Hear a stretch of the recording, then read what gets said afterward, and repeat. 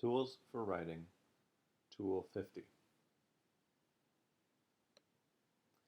Tool 50, the word that is a tricky word. You have to be careful to see how it is being used because it can be used in different ways in different sentences. It can also be used differently in the same sentence. Okay, that is one of the most versatile words in our language. Here's a few ways that we can use that in different sentences. You see the first one, that is my sister. In this case, that is the subject.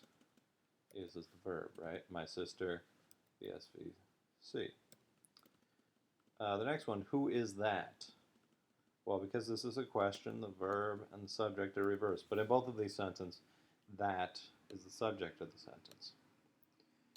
That can also be the subject-verb completer. I is the subject.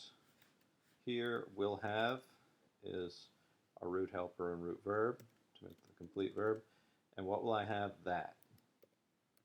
So that can be our SVC. This question, would you like some of that? Skip over to this. Of is a preposition. So of that is a prepositional phrase. So that can be the object of the preposition. It could be the subject-verb completer, or it could be the subject. You can do all the things that a noun can do, a person or a place. It can also be a dependent word.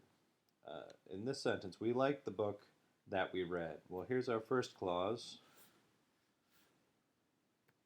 We liked the book, right? Subject is we. The verb liked. What did we like? The book. And then here's a second clause, that we read. And in this case,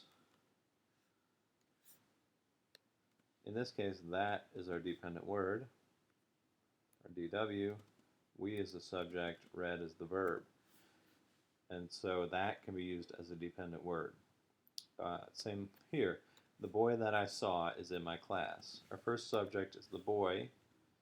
What verb goes with boy? Is. And in my class is a prepositional phrase. That leaves that I saw in the middle of this, and what we have here is a dependent clause. Again, a DW of that. I is the subject. What did I do? I saw. Okay. And so you'll see that this is a dependent clause inside the subject, inside the sentence. The other weird thing, the other tricky thing with dependent clauses using that as a dependent word is they often do not require commas before and after. Usually we would punctuate this this way. We would put a comma after boy and a comma after saw because the dependent clause goes inside the independent clause.